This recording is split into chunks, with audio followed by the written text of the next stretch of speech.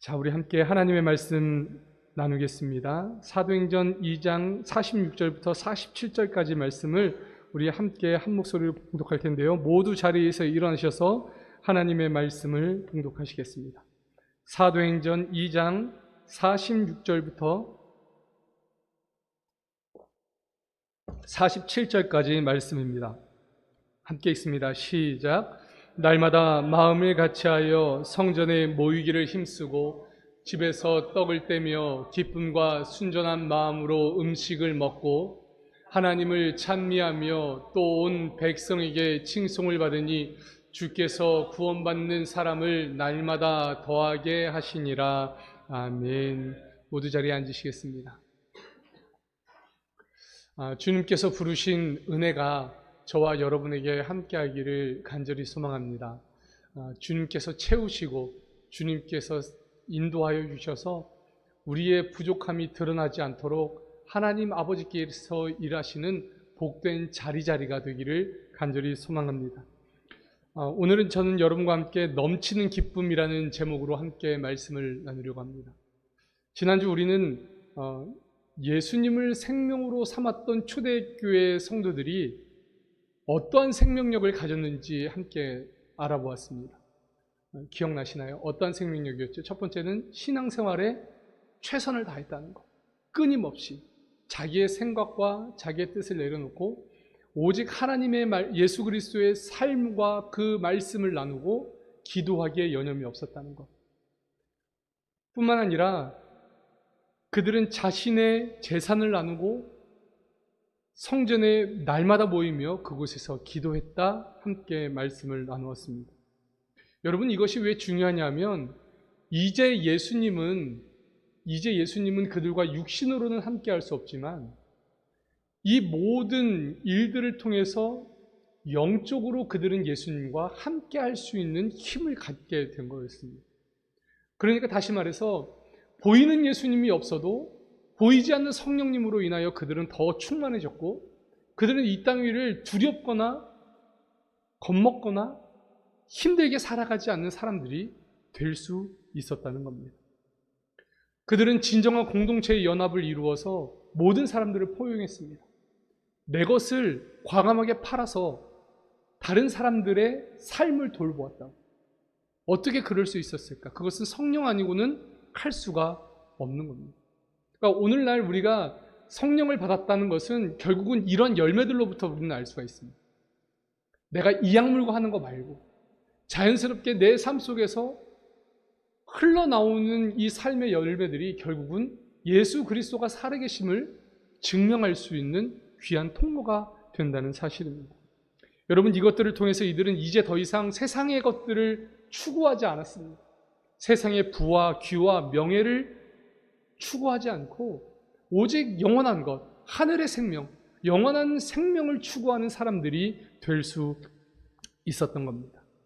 우리가 진짜 부러워해야 된다면 이것을 부러워해야 됩니다. 오늘 우리의 삶 속에 무엇이 늘어나고 무엇이 좀 좋아지고로 인해서 우리의 삶이 참 잘됐다, 부럽다 이것이 아니라 정말 내가 이 생명을 통해서 생명력을 통해서 영원한 가치를 추구하고 있는가, 그것을 먼저 깨달아 알아야 한다는 겁니다. 여러분들이 진짜 부러워하는 것들이 하나님의 영원한 생명이 되기를 간절히 축복합니다. 저는 이것을 이제 미루어 놓고 두 번째로 이들이 가졌던 이 생명력에 대해서 함께 나누려고 합니다. 그 생명력은 딱 한 단어, 기쁨이란 단어로 표현해 볼 수 있습니다. 오늘 본문의 말씀을 한번 다시 읽어보면 이렇습니다. 날마다 마음을 같이하여 성전에 모이기를 힘쓰고 집에서 떡을 떼며 기쁨과 순전한 마음으로 음식을 먹고 하나님을 찬미하며 또 온 백성에게 칭송을 받으니 주께서 구원받는 사람을 날마다 더하게 하시니라. 아멘. 지금 이들이 행동하는 그 모든 것들의 이면에는 그들의 마음에는 무엇이 있었는가 하면 기쁨이 있었다고 성경은 증언하고 있습니다. 기쁨. 생명력과 활동력의 그 근원은 바로 이 기쁨이었습니다. 한량없는 기쁨. 한량없는 기쁨. 여러분, 근데 이 성경이 가르치시기를 기쁨이라 하셨는데 과연 어떤 기쁨이었을까? 그냥 단순히 막 막 마음에서 흡족하고 뇌에서 막 아드레날린을 분비해서 좋아지는 그런 기쁨이었을까? 그것은 아닙니다. 오늘 우리는 그들의 기쁨이 무엇인지 알아보고 그 기쁨과 우리의 기쁨을 비교해보고 또 우리도 그 기쁨을 소유해가는 복된 성도가 되기를 간절히 소망합니다. 이렇게 하려면 첫 번째 우리는 이 질문을 던져야 됩니다. 여러분, 예수 믿으면 기쁠까요? 기쁠까요? 자, 기쁩니다. 답은 기쁩니다가 맞습니다. 그런데 이 기쁨은 세상의 것과는 달라야 합니다. 우리는 예수를 믿고 나면 모든 것이 잘 될 것이라는 이 비성경적인 어떤 이상에 사로잡히곤 합니다. 그렇게 가르쳤기 때문에 그래요. 그렇게 배워왔기 때문에. 근데 여러분, 성경을 가만히 읽어보면 절대로 그렇지가 않습니다. 아니, 예수님을 제대로 믿었던 바울은 왜 그런 고초를 당했어야 합니까? 정말 예수님을 잘 믿었던 그 12사도들은 왜 요한을 제외하고는 다 순교를 했어야만 합니까? 이건 비성경적입니다. 우리가 잘못 가르쳤고 잘못 배워왔던 것을 우린 조금 이 시간 내려놓고, 그럼 성경은 어떤 기쁨을 말하고 있느냐, 예수님을 믿어서 기쁜 것이 어떤 기쁨이냐를 우리는 알아야 합니다. 예수를 믿으면 슬프지도 않고 절망도 없고 아픔도 없다는 쪽으로 흘러서는 안 됩니다. 그것이 다 있어도, 그것이 우리에게 있어도 그것이 우리를 망가뜨리지 않는다는 조건으로 가야 됩니다. 그것이 옳습니다. 기독교의 기쁨과 감격은 세상적인 것과 다르기 때문에 그렇습니다. 오늘 우리가 기뻐하는 게 사실 그렇습니다. 물질이 좀 많아지고 그럼 기쁘죠. 그리고 좀 넓은 집으로 이사를 가면 좀 기쁘죠. 내가 하는 일마다 형통하면 기쁩니다. 우리가 기뻐하는 것들이 고작 그 정도입니다. 그런데 주님은 우리에게서 그 정도에서 머물지 말라고 말씀하시는 거죠. 그것보다 더 깊은 근원으로 찾아가라는 겁니다. 초대교회 성도들은 이런 모든 것들과 사실 관계없는 기쁨을 가지고 있었던 겁니다. 여러분, 사도행전 4장으로 한번 여러분들의 그 성경을 한번 펴보시겠습니까? 사도행전 4장 23절부터 31절을 보면 초대교회 성도들이 가졌던 그 기쁨이 무엇인지 알 수가 있습니다. 사도행전 3장을 보면, 이제 다음 주에 말씀을 나누겠지만, 베드로와 요한이 성전에 올라가다가 나면서부터 걷지 못하는 이 지체장애인을 고치는 장면이 등장합니다.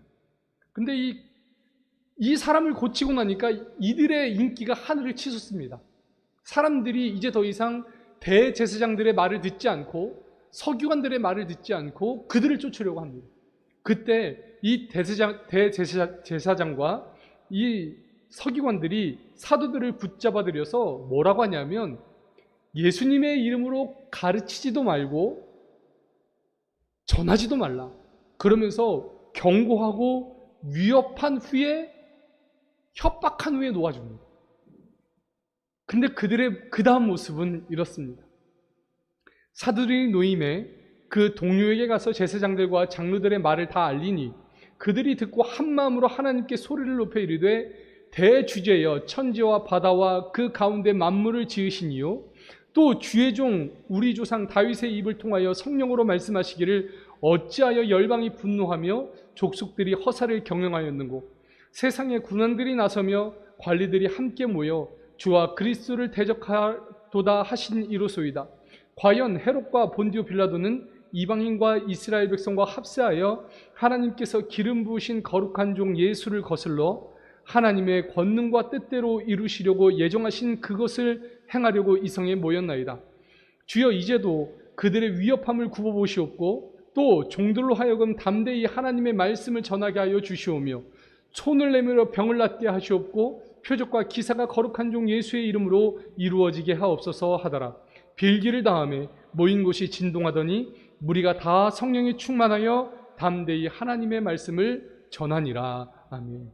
지금 대제사장들과 서기관들은 뭐라 그랬어요? 전하지도 말고 가르치지도 말라. 그런데 이들의 행동은 뭐였습니까? 기도한 후에 성령의 충만함을 다시 받고 하나님의 말씀을 담대히 전하기 시작했던 겁니다. 여러분, 이들의 이 기쁨, 이들의 행동을 좌우하는 이 기쁨은 사실은 세상적인 것과는 아무런 관계가 없는 겁니다. 오직 예수 그리스도 한 분만을 향한 그 열정, 예수님을 향한 그 감격이 이들의 삶을 움직이기 시작했다는 겁니다. 여전히 반대해요. 여전히 협박하고 여전히 위협합니다. 파괴하려고 드는 그 세력이 여전히 그들에게 있습니다. 그러나 그들의 기쁨을 막을 수가 없었던 겁니다. 여러분, 사도행전 14장을 보면 바울과 바나바가 경험한 어려움이 기록되어 있는데요. 바울과 바나바가 이고니온에서 유대인의 회당에 들어가서 예수님의 말씀을 전했더니 유대인들이 두 파로 나눠집니다. 한 파는 이 사도 바울의 말씀을 듣는 쪽으로 가고 한쪽은 아니다, 그들 거짓이다 라는 쪽으로 옮겨갑니다. 그래서 서로가 서로를 미워하게 만듭니다. 그런데 그때 하나님께서 역사하십니다. 어떻게 역사하시냐면 바울의 손을 얹으면 병이 낫는 역사가, 표적과 기사가 일어납니다. 그런데 이런 것을 보면서도 그들을 미워하는 사람들이 이 사도 바울과 바나바를 돌로 치려듭니다. 여러분, 이 말씀을 보면 복음을 전하는 문제에 관해서 예수님께서 직접 나서셔도 사람들의 미움과 사람들의 그 파괴하려는 심령을 막지 않으신다는 겁니다. 하나님은 그냥 두십니다. 그걸 그냥 두세요. 그럼에도 불구하고 반대하는 이들이 여전히 남아있게 만들어 두십니다. 사도들의 말씀을 반대하고 위협하고 협박하는 무리의 힘이 하나님의 역사로 말미암아 감소되지도 또 없어지지도 않는 그런 삶을, 그런 모습을 그대로 두셨습니다. 그러나 그럼에도 불구하고 사도 바울과 이 바나바의 마음속에 있는 기쁨을 하나님은 더 충만케 하셨습니다. 여러분, 이것이 바로 성도가 가져야 할 진짜 기쁨입니다.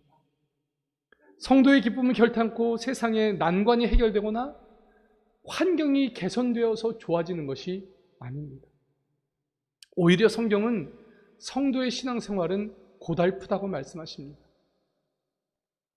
대표적으로 마태복음 10장 34절 말씀을 보면 그렇습니다. 너희는 내가 세상에 평화를 주려 온 줄로 생각하지 말라. 평화가 아니라 칼을 주려고 왔다.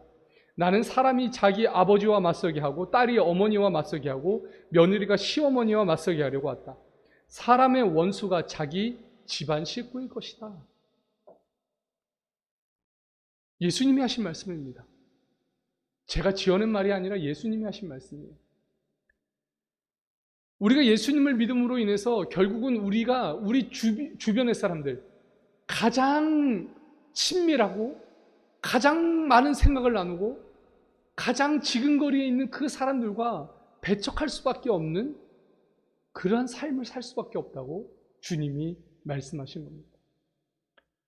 사람이 자기 아버지와 원수가 되게 한대요. 딸이 어머니와 맞서게 하고 며느리가 시어머니와 맞서게 한다. 예수님을 믿는 순간부터 어쩌면 가족의 핍박, 이웃의 조롱이 기다리고 있다는 말씀을 주님은 하신 겁니다. 우리에게 순탄한 삶, 세상으로부터 오는 칭송, 이것들은 우리와 관계가 없는 것과 같습니다. 우리가 좋아하는 이 모든 것들을 기대하기 어려운 겁니다. 그렇다면 성도의 기쁨의 근원은 무엇이 되어야 할까요? 고린도후서 12장 7절부터 10절 말씀은 이렇게 기록합니다.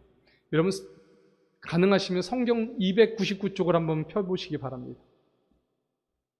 고린도후서 12장 7절부터 10절 말씀, 사도 바울의 고백이 여기 담겨 있습니다.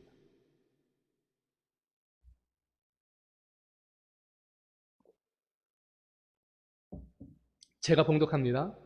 여러 계시를 받은 것이 지극히 크므로 너무 자만하지 않게 하시려고 내 육체의 가시 곧 사탄의 사자를 주셨으니 이는 나를 쳐서 너무 자만하지 않게 하려 하심이라.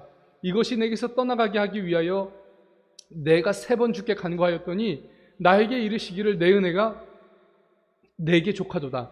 이는 내 능력이 약한 데서 온전하여 짐이라 하신지라. 그러므로 도리어 크게 기뻐함으로 나의 여러 약한 것들에 대하여 자랑하리니 이는 그리스도의 능력이 내게 머물게 하려 함이라. 그러므로 내가 그리스도를 위하여 약한 것들과 능력과 궁핍과 박해와 곤고를 기뻐하노니 이는 내가 그 약한 그때에 강함이라. 아멘. 사도 바울은 하나님 앞에 3번이나 간구했다고 말합니다. 뭐 때문에요? 자기에게 있는 질병 고쳐달라. 어떤 사람들은 안질이다, 어떤 사람은 간질이다 이렇게 얘기를 하는데 어떤 질병이었는지는 확실하지 않지만 이 질병 좀 낫게 해주십시오 하나님 앞에 기도했다는 겁니다. 그런데 그때 하나님의 대답은 그거였습니다. 나의 은혜가 너에게 족하도다. 나의 은혜가 너에게 족하도다. 다시 말해 안 고쳐줄 거야 주님이 말씀하시는 겁니다. 여러분 만약에 이런 응답이 여러분에게 들리면 어떠시겠습니까?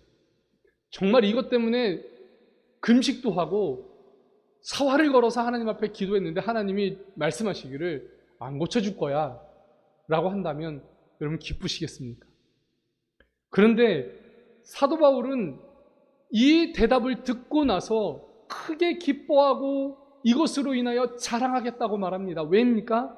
그것이 주님의 능력이 바울 자신의 약함으로 말미암아 강하게 되기 때문에 그렇습니다. 바울 자신의 약함으로 인하여 하나님의 능력이 그 안에서 더 강하게 일어났기 때문에 그는 그것으로 인하여 기뻐할 수 있어요. 도리어 크게 기뻐하며 자신의 여러 약한 것들을 증언하겠다고 말하고 또 그리스도를 위하여 약한 것들과 능력과 궁핍과 박해와 곤고를 기뻐하겠다고 선포합니다. 자신이 이제까지 왜 나는 이렇게 하나님의 말씀을 전하는데도 이렇게 힘들까? 하나님의 말씀을 전하는데도 왜 이렇게 괴로울까? 생각했지만 결국은 그것이 답이었던 겁니다. 하나님이 내가 이렇게 약한 순간에 가장 강하게 역사하시는구나. 그것이 그에게 답이 되었던 겁니다. 여러분, 그래서 사도 바울의 기쁨은 주께서 어떻게 하면 나에게 좀 더 머물며 주께서 무엇으로 나를 기뻐하시는지 그것을 알고 나서야 그는 기뻐했던 겁니다. 여러분, 바울이 얼마나 하나님께 열심히 했던 사람입니까? 그가 건강을 위해 하나님 앞에 기도했던 게 왜입니까? 말씀 잘 전하기 위해서 아니었습니까? 그런데 주는 네가 약할 때에 오히려 내가 너와 함께 할 수 있다. 그 말씀을 하시면서 사도 바울을 안 고쳐줄 거야. 너를 통해서 네가 약할 때 너를 통해서 내가 더 많이 나타날 수 있으니 안 고쳐줄 거야. 그때 그는 더 기뻐합니다. 내가 약하면 주님께서 나와 더 많이 함께 하시고 내가 모자라고 연약한 것을 통해서 하나님의 영광이 드러난다 하시니 내가 약함으로 오히려 내가 쓸 곳이 있다 하시니 나는 그것으로 기뻐하겠다.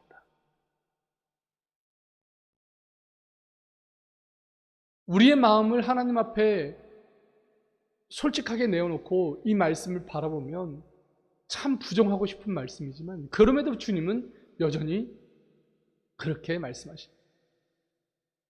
지난주 목요일에 동기 모임을 우리 교회에서 가졌습니다. 몇몇 안 되는 동기들이 모여서 그동안 자기들의 삶에 있었던 일들을 이야기하는데 한 목사님이 정말 어려운 때를 이야기하는 거예요. 사역을 하다가 너무 몸이 망가져서 사구체 신염에 걸려서 몸이 33살, 4살에 그랬나요? 사구체 신염에 걸려서 몸이 아예 깔아지는 거예요. 그래서 그게 조금 회복되나 싶었더니 아내가 왼쪽 다리를 수술해야 된다서 왼쪽 연골이 없어졌다 그래서 왼쪽 연골을 수술을 했는데 오른쪽이 아프셔서 또 봤더니 오른쪽도 수술해야 돼요. 이럴 수 있나? 그러고 나서 한 이틀 전인가요? 갑자기 연락이 왔어요. 형, 나 수술해. 어디? 원자력 병원이냐? 그럼 암이잖아요. 그래서 달려가 봤더니 갑상선을 수술했더라고요. 근데 이 친구가 굉장히 건강한 친구입니다. 축구를 하면 날아다녀요. 잘해요. 수원 삼성 상비국까지 들어갔었으니까. 그런데 어느 한순간에 하나님께서 치시기 시작하는데 왜 그럴까? 왜 그럴까? 근데 우리가 결론을 내렸습니다. 하나님은 우리의 가장 강한 것을 치신다. 그래야 하나님께서 우리의 삶 속에서 일하시게 돼요. 우리의 연약한 것은 사탄이 칩니다. 우리를 넘어뜨리기 위해서. 이 전혀 다른 삶의 패턴인 거죠. 우리가 하나님 앞에 오늘 이 말씀을 보면서 끊임없이 기억해야 될 것은 내가 약함으로 오히려 쓸 곳이 있다 하시는 그 주님을 기억하며 오늘 우리의 삶을 살아내야 한다는 것을 여러분 기억하시기를 바랍니다. 우리는 그래서 우리가 강한 것이 약하게 될 때, 우리가 강한 것이 약하게 될 때 오히려 기뻐할 수 있는 믿음을 가져야 합니다. 우리는 이 기쁨을 빌립보서 1장 12절부터 18절 말씀의 사건과 연결해 볼 수 있습니다. 제가 봉독합니다. 형제 여러분, 내가 당하고 있는 이 일이 복음 전파하는 일에 오히려 도움이 되었다는 사실을 알아주시기 바랍니다. 내가 그리스도를 위하여 갇혀 있다는 사실이 온 경비대와 그 밖의 모든 사람들에게 알려지게 되었습니다. 그래서 내가 갇힌 일 때문에 많은 교우들이 주님을 더욱 확고히 믿게 되었고 이제는 조금도 두려움 없이 용감하게 하나님의 말씀을 전하게 되었습니다. 어떤 사람들은 사실 시기와 경쟁심으로 그리스도를 전하지만 선의를 가지고 그리스도를 전하는 사람들도 있습니다. 선의로 전하는 사람들은 내가 복음을 수호하는 사명을 받은 사람이라는 것을 알고 사랑하는 마음으로 전하지만 이기적인 동기에서 전하는 자들은 성실한 마음으로 하는 것이 아니라 내가 감옥에 있는 동안 나를 괴롭히는 생각으로 하는 겁니다. 그러나 그것이 무슨 상관이 있겠습니까? 가식으로 하든지 진실로 하든지 결국 그리스도가 전파되는 것이니 나에게는 기쁜 일입니다. 또 앞으로 기뻐할 것입니다. 아멘. 여러분, 지금 이 말씀을 전하는 사도 바울은 로마에 갇혀 있는 상황이었습니다. 로마에 갇혀 있다 보니까 그동안 이 사도 바울을 시기했던 부류들이 뭐라고 말하냐면, 거봐라, 너 하나님이 네가 하시는 일이 마음에 안 드니까 너 잡아두신 거다. 복음 전하지 못하게 잡아두신 거다. 또 반면에 사도 바울을 사랑하고 그를 쫓았던 제자들은 우리 선생님 못하신 일 우리라도 해야지 하며 더 열심히 복음을 전했던 겁니다. 그러니까 반대했던 사람들도 열심히 복음을 전했고 또 사랑했던 사람들도 열심히 복음을 전했습니다. 그러니까 서로가 서로를 대립하고 있었던 거죠. 그런데 이런 상황 가운데 사도 바울은 새로운 시각으로 이 모든 사건을 결말을 냅니다. 그것이 뭡니까? 그게 무슨 상관입니까? 가식이든 진실이든 결국 예수님의 복음이 전달되는 것이니 나에게는 기쁜 일입니다. 또 앞으로도 나는 기뻐할 것입니다. 이것이 바로 사도 바울의 기쁨의 원인이었던 겁니다. 실제적으로 우리가 경험하는 많은 시험거리들이 여기 있습니다. 교회 일 하다 보면 사실은 어느 날 갑자기 보이지 않는 성도들이 참 많습니다. 이 일하다가 저 일하다가 갑자기 보이지 않아요. 그래서 그 원인을 찾아가다 보면 내가 이렇게까지 했는데 왜 하나님 나에게 이렇게밖에는 안 해주시냐는 겁니다. 교회 와서 찬양단으로도 열심히 했고 찬양대로도 했고 쓸고 닦고 세우고 모든 일들을 다 했는데 왜 하나님 우리의 대학 안 붙여주셨냐고, 왜 내 목 디스크가 더 심해졌냐고, 나는 왜 이렇게 아프냐고 얘기를 합니다. 내가 한 일에 대해서 마땅한 보답을 받지 못했다고 말하는 성도들이 참 많습니다. 그러나 성도 여러분, 우리가 기억할 것이 여기 있습니다. 하나님은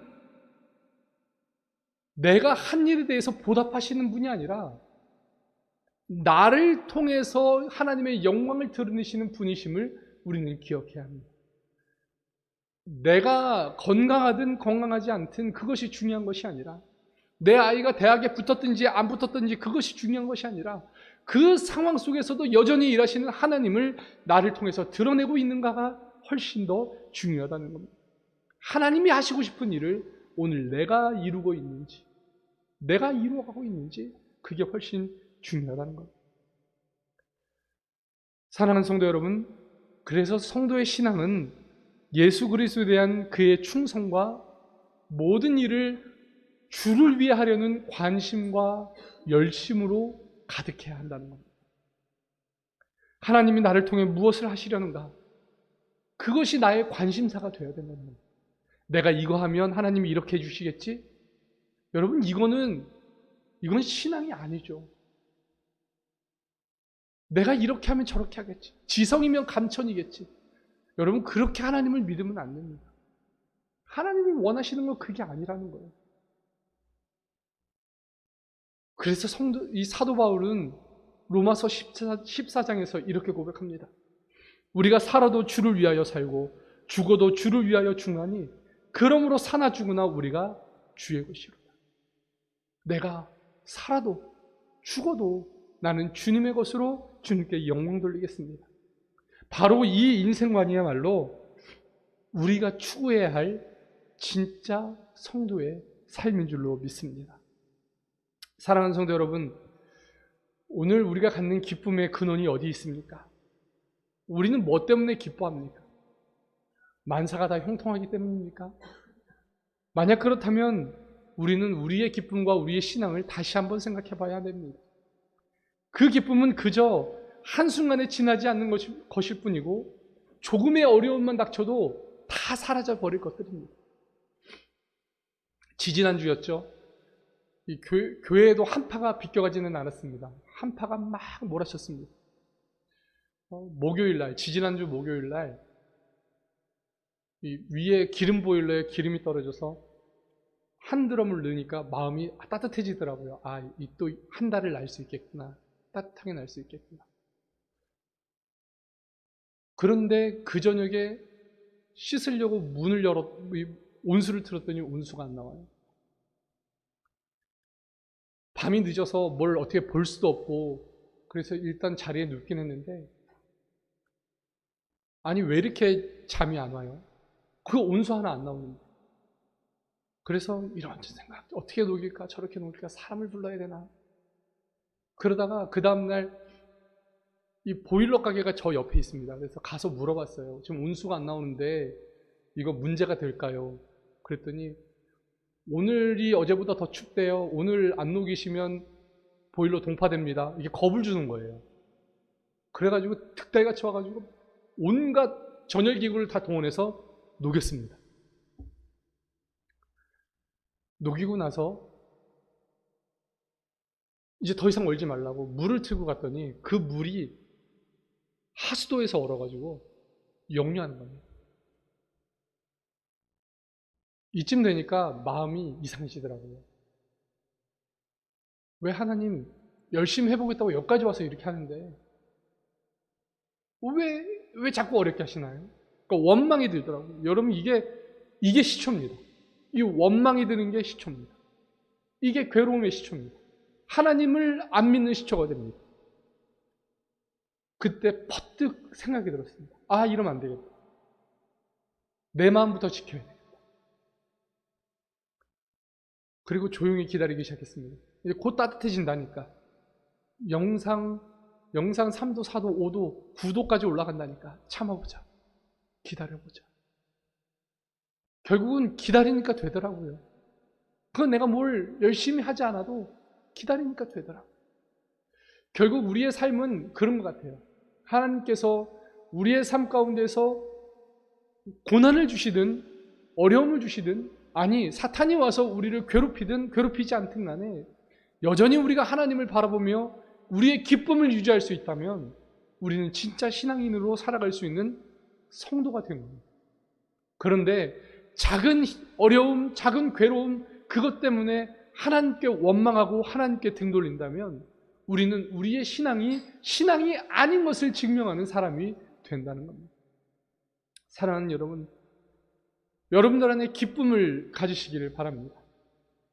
세상적인 기쁨이 아니라 어떤 위협, 협박, 파괴한다는 그 소리를 들어도 여전히 우리는 하나님 앞에서 하나님을 기뻐하며 우리의 마음을 다 드려도 아깝지 않은 그러한 사람이 되기를 간절히 소망합니다. 데살로니가전서 5장 16절 말씀에 기록하신 항상 기뻐하라 하신 이 말씀은 바로 그것을 의미합니다. 항상 괴롭든지 아니든지 주님을 항상 기뻐하라는 그 말씀을 우리의 삶으로 살아내기를 간절히 소망합니다. 그것이 하나님의 뜻이라 말씀하셨으니 우리의 삶을 통해서 살아내 결국 하나님께 영광 돌리는 복된 성도들이 되시기를 간절히 소망합니다. 주님의 말씀대로 주님의 가르침대로 사는 것이 우리들의 목적임을 여러분 기억하시고 날마다 주님의 뜻대로 주님의 말씀대로 살아내는 저와 여러분 되기를 간절히 소망합니다. 기도하시겠습니다. 참 좋으신 아버지 하나님 감사합니다. 우리를 주님께서 사랑해 주셔서 오늘 여기까지 인도하여 주셨는데 우리의 마음을 다하여 주님을 바라보게 하여 주시고 날마다 어떤 어려움, 어떤 괴로움이 있어도 이 기쁨만을 빼앗기지 않도록 날마다 함께하여 주옵소서. 내가 약할 때 비로소 주님이 나와 함께 하시며 내가 약할 때 나를 쓰실 곳이 있다 하신 그 주님을 기억하여 살아가게 하여 주시고 그 괴로움, 그 슬픔, 그 어려움들도 주님 앞에 다 내어놓고 주님 이 기쁨만을 지킬 수 있도록 주님께서 함께하여 주옵소서. 우리에게 항상 기뻐하라 하시며 살아가게 하신 그 주님의 뜻을 헤아려 알게 하여 주시고 살든지 죽든지 우리가 주님의 것이라 하신 사도 바울의 이 고백처럼 우리가 날마다 주님을 향하여 살아갈 수 있도록 주님 함께하여 주옵소서. 인도하실 주님을 기대하며 예수님의 이름으로 간절히 기도드리옵나이다. 아멘.